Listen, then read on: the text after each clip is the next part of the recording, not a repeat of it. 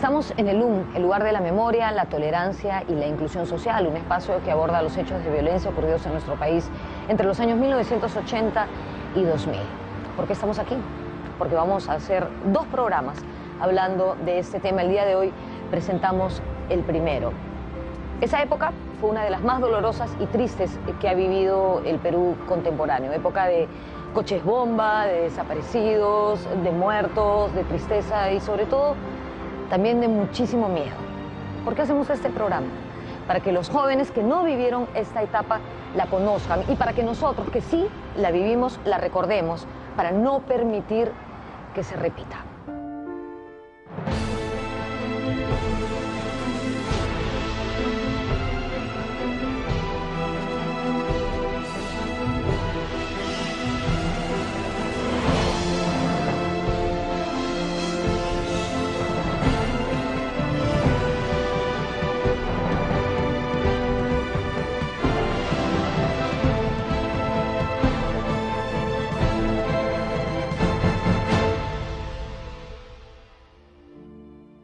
Quiero contarles que este programa comenzó a prepararse hace varios años, cuando Antonio Zapata todavía era conductor de Sucedió en el Perú. Así que nuestro agradecimiento a él por su participación en él. Justamente como se comenzó a preparar hace tantos años, el programa tuvo la oportunidad de entrevistar a un especialista en el tema, miembro también de la Comisión de la Verdad y Reconciliación, el extraordinario antropólogo Carlos Iván de Gregori, lamentablemente fallecido en el año 2011. Por eso van a notar una distinta calidad de video en sus entrevistas. Este programa va a ser difícil, pero es necesario. Comenzamos.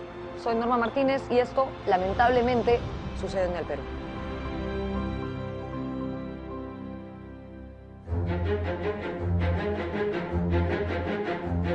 Un grupo disciplinado que, formado en la ortodoxia marxista, leninista, stalinista, maoísta, buscó llevar en forma consistente a cabo la receta de esa ortodoxia en el Perú. Entre el 77 y el 80, cuando decide iniciar su guerra popular, Guzmán se transforma de un burócrata estalinista en un profeta de la violencia. Casi el 80% de las víctimas fatales tenían como idioma nativo materno el quechua o otra lengua nativa de la selva, ¿no? Ayánica fundamentalmente.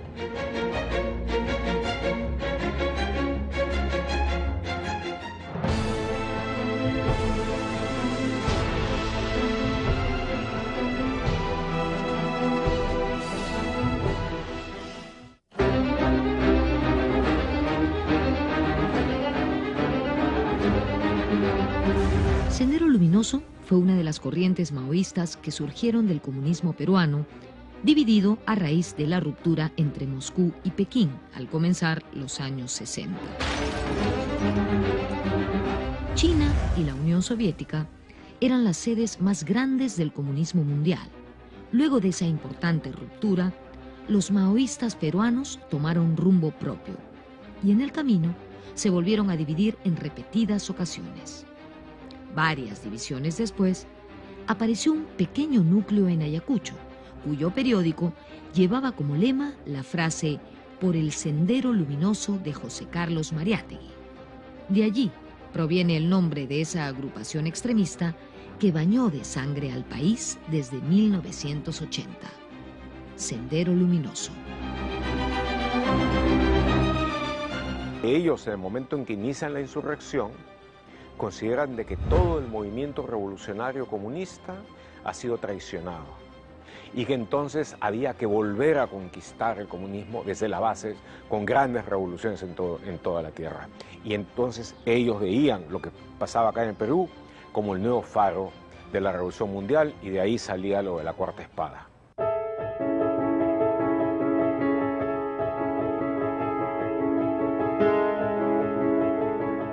Sendero Luminoso no fue la única organización maoísta de la izquierda peruana. También existieron otros grupos como Bandera Roja, por ejemplo, que fueron languideciendo y después de muchas mutaciones terminaron por desaparecer. No es el caso de Patria Roja, grupo de origen maoísta que existe hasta nuestros días. Fue integrado a la democracia, participó en elecciones, causando siempre predicamento, especialmente en el magisterio, entre los maestros organizados del SUTEP, el Sindicato Unitario de Trabajadores en la Educación en el Perú.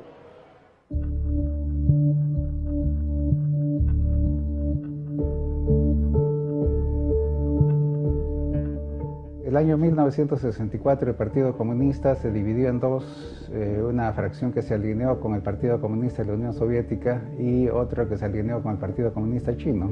Fueron conocidos como moscovitas y pequineses. Los denominados pequineses sacaban el periódico Bandera Roja, de ahí el nombre del Partido Comunista Bandera Roja. Y Sendero Luminoso es una escisión dentro de Bandera Roja que aparece en 1980. Desde el 64 se proclaman maoístas y Sendero es cerradamente maoísta.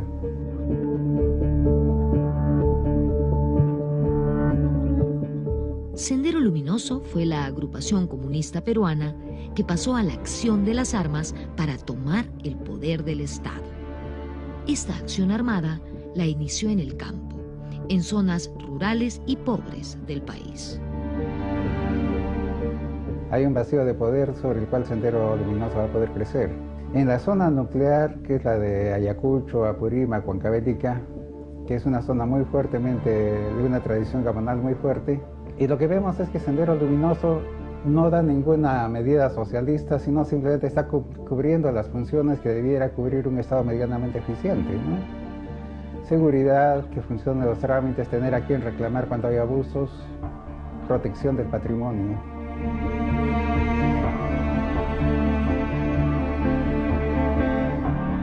En el variado panorama de la izquierda peruana de los años 1960 y 1970, Sendero era un grupo muy particular, porque era el único que tenía su dirección ubicada en una ciudad de provincia.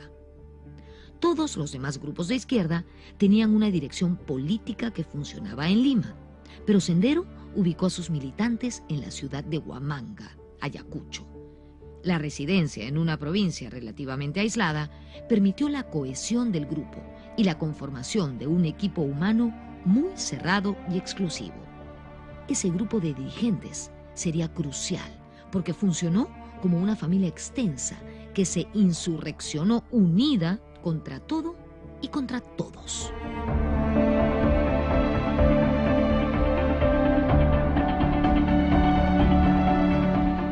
Indiscutible de Sendero Luminoso fue Abimael Guzmán Reynoso, profesor de filosofía en la Universidad San Cristóbal de Huamanga.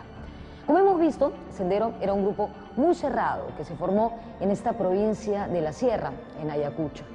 Guzmán elaboró un discurso mesiánico y agrupó a su alrededor a sus militantes con una sujeción al pensamiento y guía del camarada Gonzalo, como él se hacía llamar.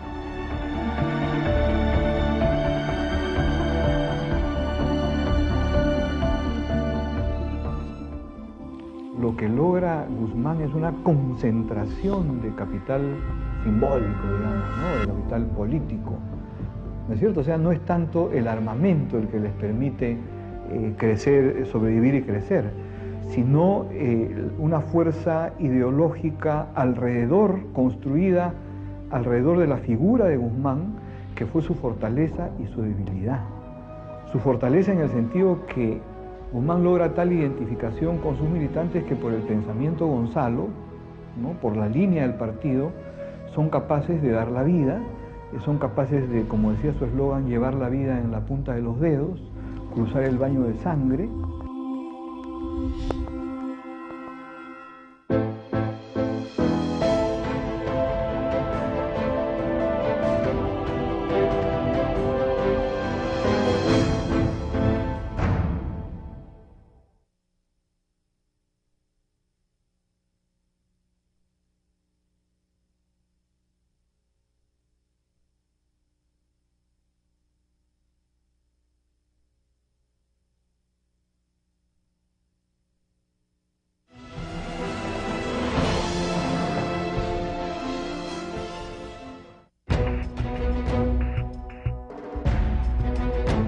Continuando la tradición estalinista en la Unión Soviética, Abimael Guzmán en el Perú fue convertido en un ser especial, dotado de plenos poderes internos.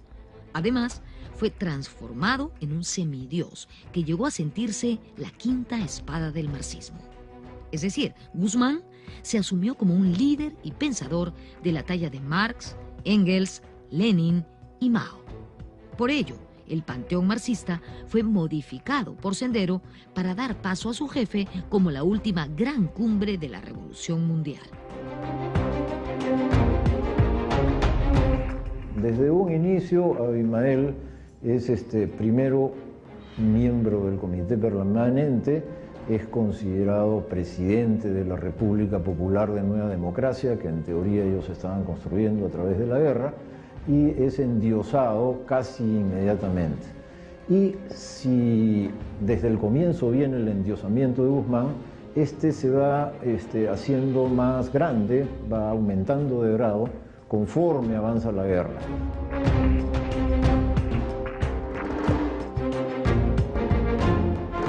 En la Universidad de Huamanga lo llamaban a Guzmán Pucainti, el sol rojo. Otros lo llamaban el doctor Shampoo, porque te lava la cabeza.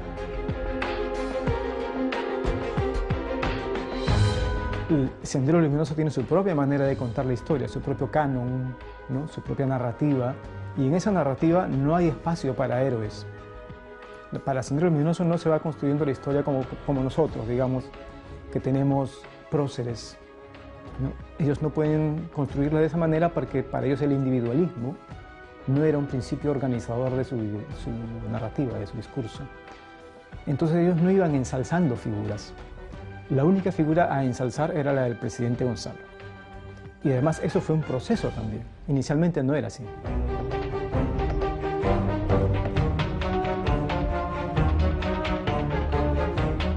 De la mano de Abimael Guzmán, Sendero Luminoso fue creciendo silenciosamente en las organizaciones populares, compitiendo con las otras agrupaciones izquierdistas y en muchos espacios desplazándolas. Ellos tienen un camino que no es el leninista, fíjate, para llegar a lo que en los partidos marxistas se llama o se llamaba las masas. Por lo general, el resto de la izquierda lo que hacía era captaba jóvenes y los convencía de ir a trabajar con lo que se llamaban las clases básicas de la revolución. Obreros, campesinos, pobres urbanos, mientras que Sendero Luminoso hace otro camino y por eso también sorprende al resto de la izquierda, que en sindicatos, en federaciones campesinas los veía pues como pequeñitos que no tenían influencia. Pero ellos hacen un camino que les ligó. Yo hasta ahora no sé si es por suerte o porque Guzmán realmente lo planificó así.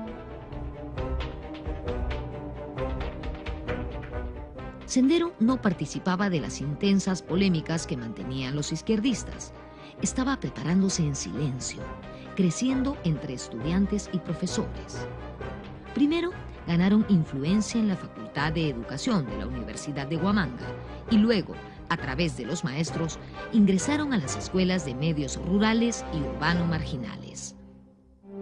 O sea, se concentran en las facultades de educación y de ciencias sociales, ¿no? Y estos graduados de las facultades de educación, ciencias sociales, en menor medida agronomía, que salen, se dispersan por la región y son profesores de colegio y hacen el enganche con los estudiantes, los jóvenes secundarios, que estudian secundaria. Y ellos son el nexo a través de los cuales Sendero llega a los campesinos, llega a las masas.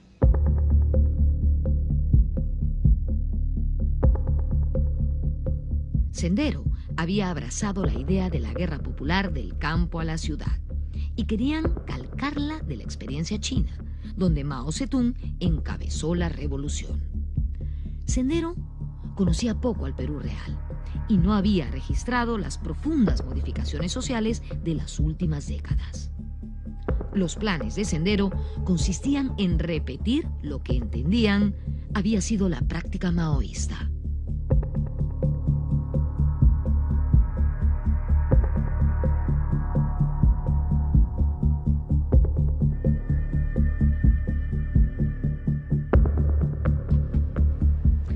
A fines del gobierno militar, el presidente general Francisco Morales Bermúdez convocó elecciones para una asamblea constituyente que se reunió entre 1978 y 1979. La mayor parte del marxismo peruano participó en esas elecciones y obtuvo un récord histórico. Alcanzó 1/3 de los votos ciudadanos para la asamblea constituyente, incluyendo 4 congresistas del grupo Bandera Roja, del que años antes se había escindido Abimael Guzmán. Todas las izquierdas, que entonces eran muy fuertes, optaron por participar en las elecciones, menos algunas que eran las más extremistas. Una de ellas era Sendero Luminoso. Sendero Luminoso ya se venía preparando para esta guerra popular desde algunos años antes. Había hecho un comité central del partido.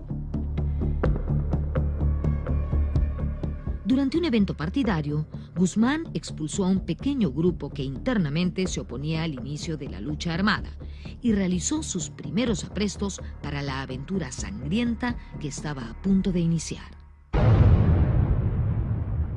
Se decretaba la guerra contra el Estado peruano.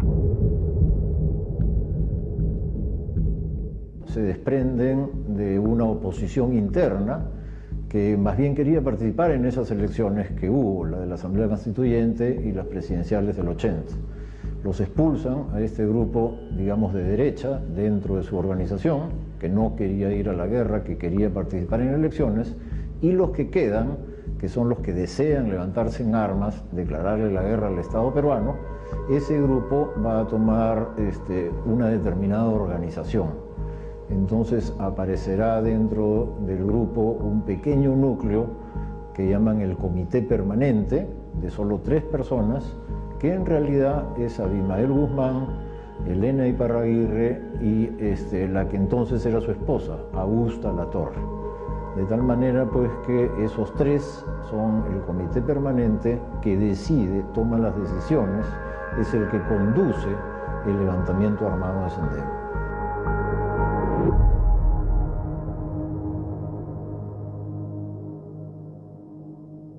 El 17 de mayo de 1980 se dio inicio a la acción terrorista de Sendero Luminoso. Un grupo de sus integrantes ese día quemó ánforas electorales en la localidad de Chuschi, en Ayacucho, comenzando una escalada de violencia que estremeció al país durante 2 décadas. Las acciones comenzaban en el campo y de manera simbólica con un atentado contra la democracia que justamente estaba retornando al Perú.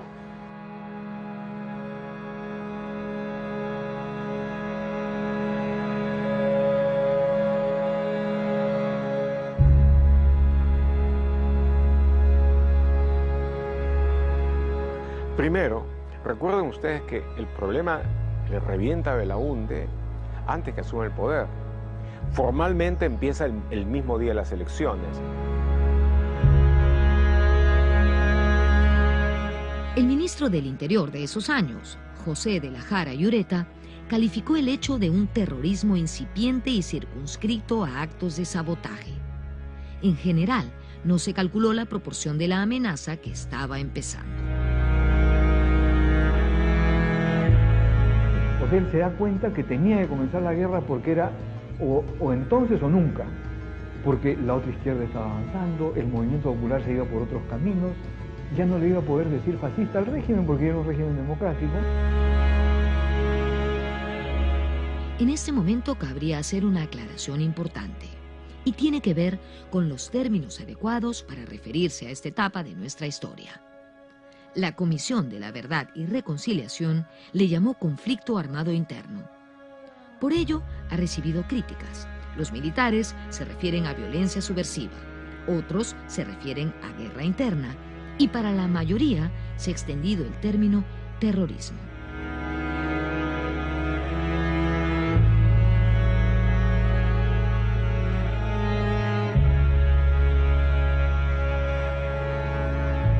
El nombre oficial de lo que sucede en un país cuando se enfrentan grupos armados, independientemente de su calificación teórica, política, según las Naciones Unidas y su Comisión de Derechos Humanos, se le llama conflicto armado interno, para diferenciarlo de las guerras convencionales. Pero sí existen acciones terroristas. O sea, Sendero Luminoso fue una organización que desarrolló acciones terroristas muy importantes.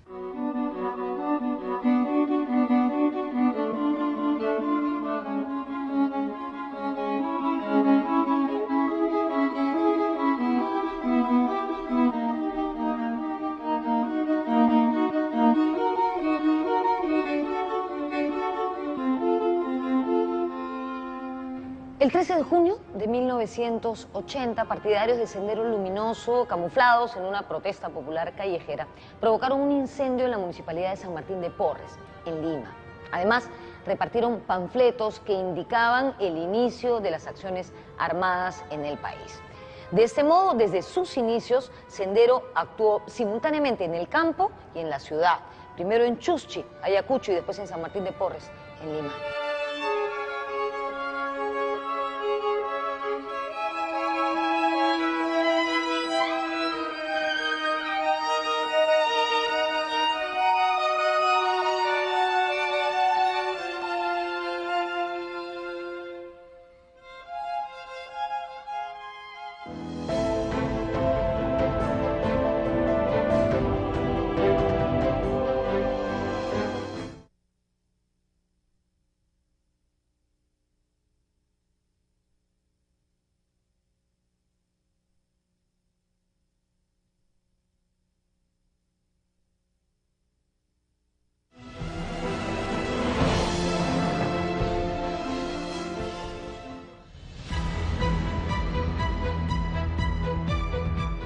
En 1980 se realizaron las elecciones presidenciales donde resultó ganador Fernando Belaúnde Terry, quien gobernaría al país por segunda vez.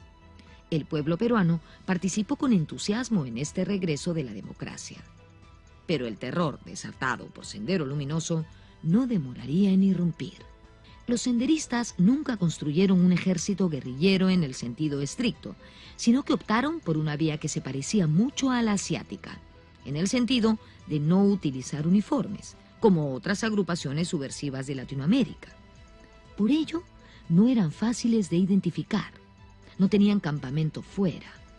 En esas circunstancias, cualquier persona podía ser un senderista, bajo la simple apariencia de un barrendero, un vendedor de emoliente o hasta un ama de casa.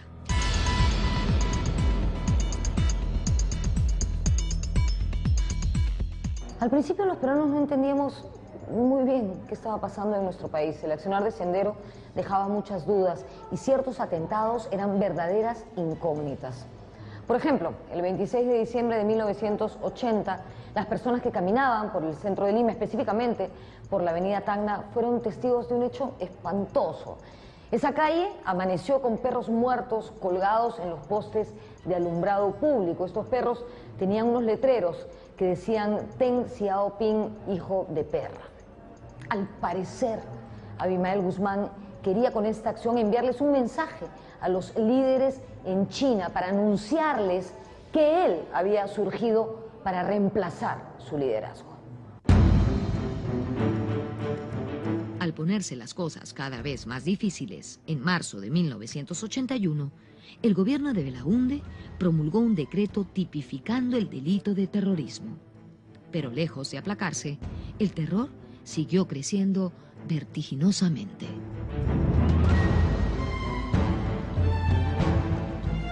Cuando empieza el conflicto en el año 1980, el gobierno de Belaúnde percibe que es poco importante. Lo minimiza y envía a la policía a combatir a Sendero Luminoso. Le pareció al presidente Belaúnde que las dimensiones de Sendero eran demasiado pequeñitas como para merecer que el ejército se ocupe de ello y que bastaba con la policía. Por cierto, el año 81 hubo también un conflicto limítrofe con el Ecuador y entonces el ejército del Perú estaba como concentrado en lo que creía pues eran sus tareas esenciales, proteger las fronteras externas. Pero en ese mismo momento la policía fue como incapaz, impotente para derrotar a Sendero, fue perdiendo puestos policiales pequeñitos que habían en las alturas.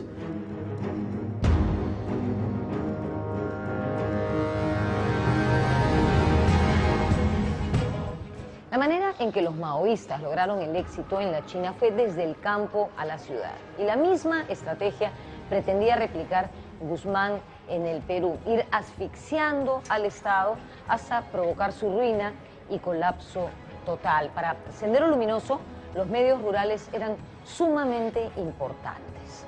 Guzmán se valió de una estrategia maoísta denominada batir el campo. ¿En qué consistía esta estrategia? En ir desplazando de las zonas agrarias a los representantes, a los funcionarios del Estado, como médicos, como maestros, como jueces de paz, etcétera. Unos cuantos asesinatos y acciones de hostigamiento consiguieron que estos funcionarios públicos abandonasen estas zonas, dejándole a Sendero el control de ciertas áreas rurales. Sendero además se encargó de eliminar a autoridades indígenas de pequeños caseríos y a atacar pequeños puestos policiales casi aislados, de manera que estos funcionarios del orden se fueron replegando y dejándole a Sendero el campo abierto. En mayo de 1981 llegaron a Ayacucho destacamentos especiales antisubversivos de la Guardia Civil, los Hinchis, y también llegó la Guardia Republicana. Ambos con el propósito de detener el avance de Sendero. La violencia se exacerbó. Mientras tanto, en Lima, en agosto de ese año, 4 senderistas ingresaron por sorpresa a los estudios de Radio La Crónica y obligaron a difundir una proclama anunciando el inicio de la lucha armada. Era una llamada de atención para los habitantes de la capital, pero más simbólica que real, porque la violencia ocurría realmente y cada vez con más intensidad en el interior del país. Lima aún vivía de espaldas al terrorismo.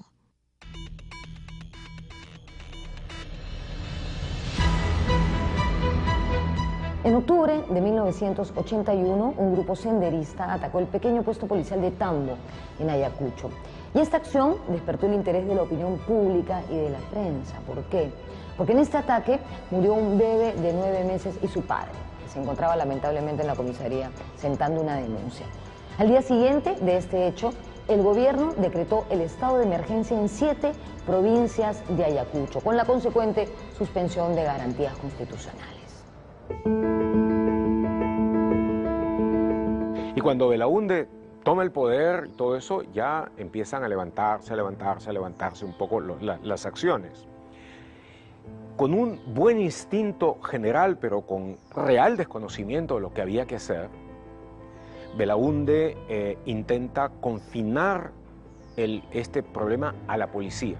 Y llega a hacer una primera declaración en 1981 de emergencia que los hace retroceder un poco, pero que luego es levantada y no logra mayores resultados. La policía estuvo a cargo casi 2 años y medio, hasta fines de 1982. Al final, quedó prácticamente arrinconada. Ya para aquel entonces, Sendero había mostrado su metodología terrorista. Es decir, ellos usaron la violencia para imponerse a través del miedo y el terror que provocaban sus acciones sobre la población. En este periodo destaca el asalto a la cárcel de Huamanga el 3 de marzo de 1982. Allí fugaron muchos presos, entre ellos la lideresa Edith Lagos. En esa ocasión, la contraofensiva policial fue durísima y se produjeron asesinatos de senderistas que estaban internados en el hospital. La población civil ayacuchana comenzaba a quedar atrapada entre 2 fuegos. El resto del país no prestó demasiada atención y trató de ignorar lo que estaba sucediendo en las alturas andinas.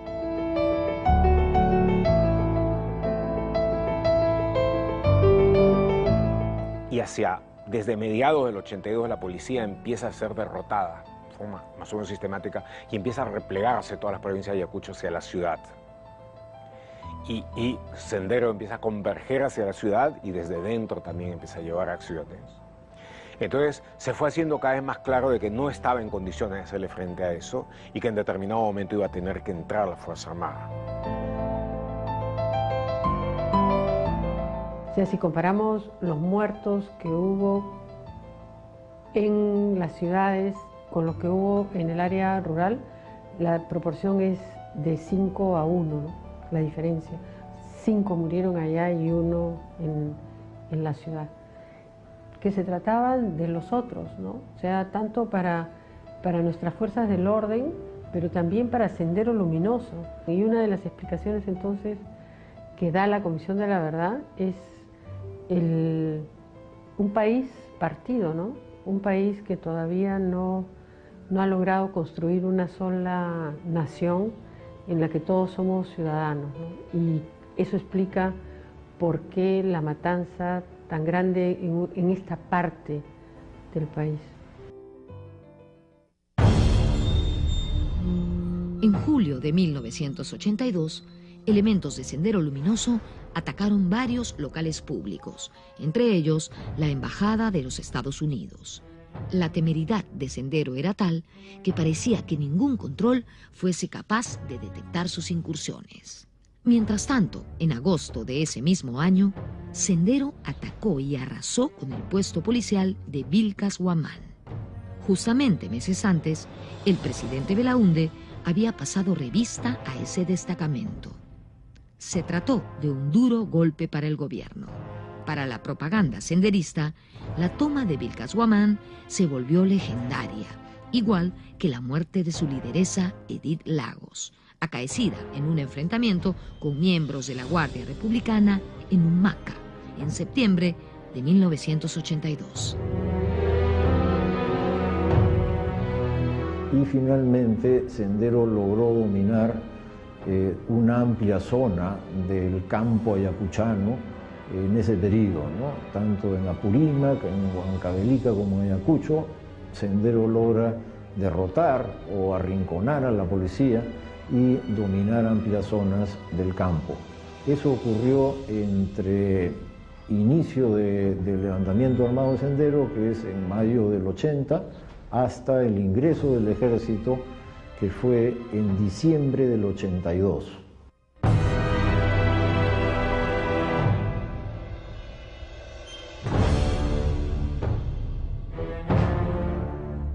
Las fuerzas policiales y los hinchis ingresaban a las zonas de emergencia, pero sin establecer buenos lazos con las poblaciones. Ante tal situación, el gobierno entregó el control de Ayacucho a las Fuerzas Armadas a fines de diciembre de 1982. Estaban los hinchis, estaba la policía regular. La policía regular es derrotada porque además estaban en pequeños puestos, aislados, etc. Llegan los hinchis, pero los hinchis llegan con una relación muy mala con la población, justo en el momento en que Sendero Luminoso comienza a escalar su guerra. O sea, si la Fuerza Armada entra en las Navidades del 82, entran porque Sendero había comenzado a escalar su guerra. Para Sendero, a partir del segundo semestre del 82, se entra a una nueva etapa que es batir el campo. Entonces son ellos los que comienzan a asesinar autoridades, a ahuyentar comerciantes, a instaurar sus comités populares, y es en respuesta a esta nueva etapa de Sendero que entra la Fuerza Armada. Y yo diría que viéndolo en perspectiva, la Fuerza Armada lo hace mejor que las fuerzas policiales. En muchos casos, ya hacia fines de la década o más aún en los 90, la gente pide que no vuelvan los policías, que se queden los militares.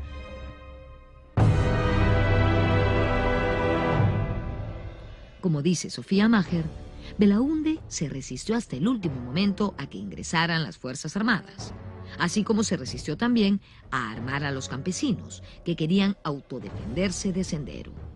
No lo quiso hacer porque pensaba que eso era como echarle fuego a la violencia.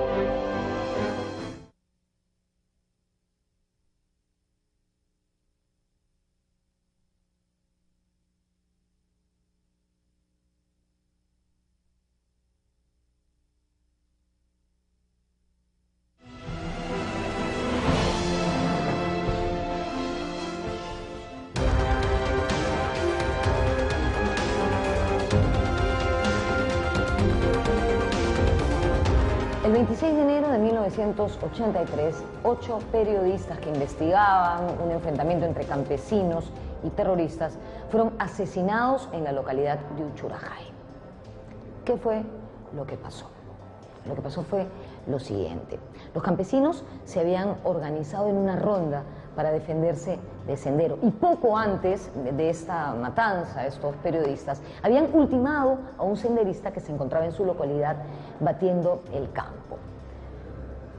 Los campesinos de Iquicha, cuando vieron llegar a estos 8 foráneos, a estos 8 desconocidos, imaginaron que era una represalia de Sendero y que les caía encima una columna de castigo, y por eso, por ignorancia, básicamente los asesinaron. Para investigar este hecho se creó una comisión presidida por el escritor Mario Vargas Llosa. La opinión pública estaba conmocionada con estos sucesos y cada vez más horrorizada de la escalada de violencia, pero no había unidad política ni conocimiento del fenómeno terrorista como para ponerle fin en ese momento. Llovían las acusaciones cruzadas. ¿Y cuál era la respuesta? El aumento de la violencia.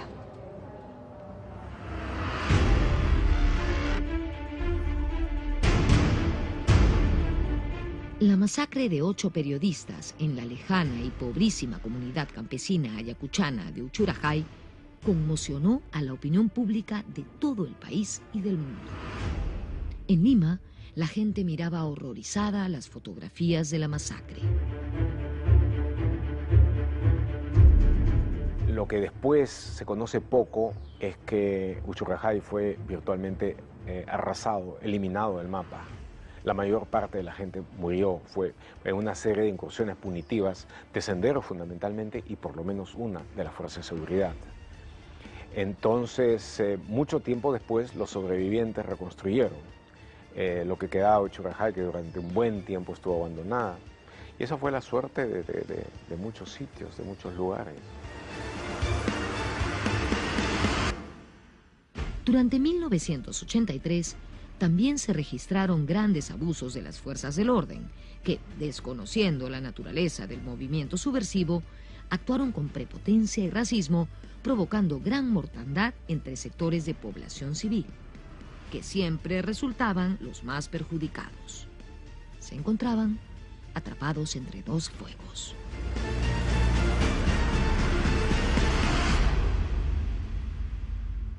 Cuando entra el ejército, que es enero del 83, últimos días de diciembre del 82, crece el número de fallecidos espectacularmente. El número de fallecidos en Ayacucho es 83, 84, hasta 85, luego empieza a bajar.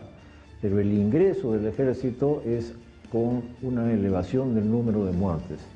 El ejército en realidad ingresa con un manual, el manual de operaciones del oficial, que era muy atrasado, que estaba basado en la experiencia que había tenido el ejército con los guerrilleros del MIR y del Ejército de Liberación Nacional, el ELN, del año 1965. Y va el ejército en base a ese manual a buscar a Sendero Luminoso y realmente no lo encuentra. ¿Qué es lo que estaba pasando? Que los guerrilleros del año 1965 habían sido guerrilleros clásicos. Ellos vestían uniforme verde olivo, tenían campamentos, atacaban cuarteles, comisarías, mientras que Sendero Luminoso no tenía nada de esto, no tenía campamentos, eran más o menos nómades o se mimetizaban entre la población civil, nunca atacaban de uniformes. Entonces, cuando se entra, pensaron sin embargo que con un año de hacer las cosas a la bruta, de obtener información mediante torturas, de matar a quien ellos consideraban que estaba cristalizado, podían terminar con el problema. Y se lanzaron a eso. Entonces ellos creen que se están encontrando con algo semejante a lo del 65.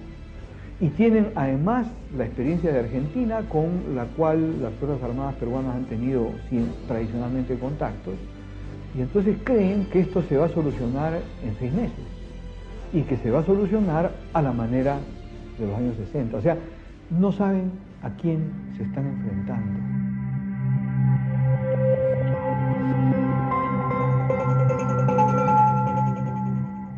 Después de Uchurajay, se produjeron algunos atentados masivos que se cuentan entre los hechos más cruentos de esta insania terrorista.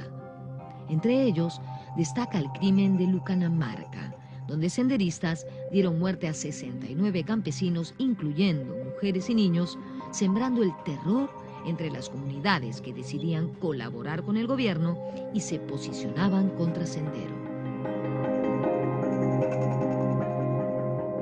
Ante el retiro de la policía, Sendero había avanzado mucho en el campo. Entonces habían algunas comunidades, habían algunas aldeas campesinas que estaban del lado de ellos, por lo menos parcialmente, que tenían algún dirigente de Sendero conduciéndola. Bueno, ahí en ese tipo de sitios se produjeron arrasamientos y muchas muertes, ¿no? Matanzas colectivas grandes, y Sendero hizo lo mismo. Y es así que hay algunos pueblos con el ejército, otros pueblos con Sendero, y se producen arrasamientos. Es ahí donde hay algunas matanzas perpetradas por Sendero, la más famosa Lucanamarca. No es la única, pero es la más famosa de las matanzas colectivas perpetradas por Sendero. Hay varias pues del ejército, Cayara, etc. La intervención de las Fuerzas Armadas en los primeros años resultó contraproducente, porque ya la población se estaba cansando de Sendero. Una prueba es Uchurajay, otra prueba es Lucanamarca, ¿no? Pero la Fuerza Armada llega con una estrategia tan errónea que Sendero aparece como el mal menor y le da un segundo aire a Sendero. Pero hacia fines de los 80, el campesinado está cansado, se organiza en rondas y justamente coincide, y ese es otro segundo elemento, con un cambio en la estrategia de las Fuerzas Armadas. En este contexto ocurrieron una serie de abusos, como el asesinato de 32 campesinos en Socos, Ayacucho, por personal de la policía. El ambiente estaba muy cargado y los grandes castigados eran los campesinos que fueron alistados como carne de cañón. Además, los verdaderos perjudicados eran los jóvenes que fueron reclutados casi a la fuerza para enfrentarse en una guerra fratricida. Las mujeres y los niños también sufrieron los estragos de la barbarie. Y la primera resistencia a la invasión subversiva han sido las mujeres que estaban en sus sitios, en sus casas. Y es importante que completemos esa historia, ¿no? Llegaban a veces o Sendero o el ejército y eliminaba a la población. Habían matanzas, sobre todo en los primeros años del conflicto, y había niñitos que se quedaban sin nadie, solitos. Y entonces estas mujeres acogían a todas estas niños que se quedaban huérfanos y se hacían cargo. Pero también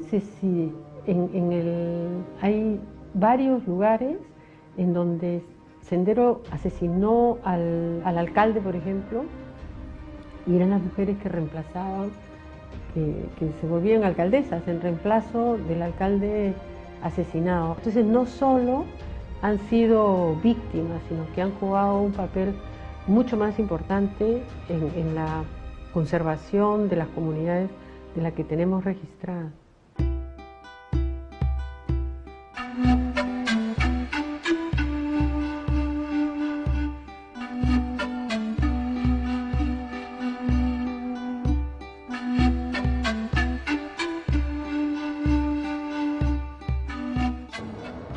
En Ayacucho y otras zonas de la sierra, como Junín y Huancavelica, donde se propagaba la violencia, aumentaron los atentados senderistas contra autoridades y también las detenciones de personas por parte de las Fuerzas Armadas y policiales.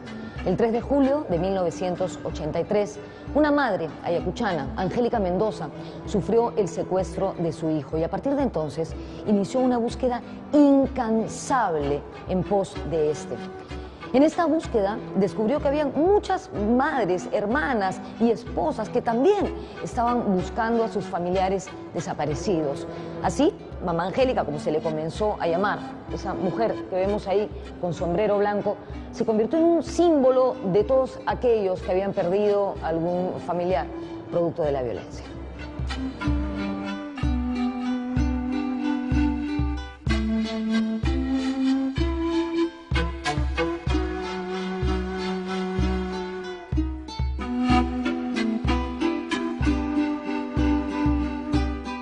En julio de 1983, Sendero Luminoso atacó el local principal de Acción Popular, partido que lideraba el presidente Fernando Belaúnde Terry. Este ataque fue efectuado con los tristemente célebres coches bomba y acabó con la vida de 3 personas. El 28 de julio de ese año, en su discurso a la nación, el presidente Belaúnde, que era un pacifista de corazón, propuso la pena de muerte contra actos terroristas, pero por fortuna esta medida no llegó a concretarse. La violencia siguió creciendo. Antes de que concluyera el gobierno de Fernando Belaúnde, apareció en nuestro panorama otro grupo decidido a tomar el control del Perú por las armas, el Movimiento Revolucionario Túpac Amaru, el MRTA. Pero de eso hablaremos en la segunda parte de este programa dedicado a la historia del terrorismo. Ha sido duro hacer este programa, me imagino que también verlo, pero no tenemos alternativa. La historia hay que mirarla de frente para que sus peores partes no se repitan. Nos vemos en la próxima.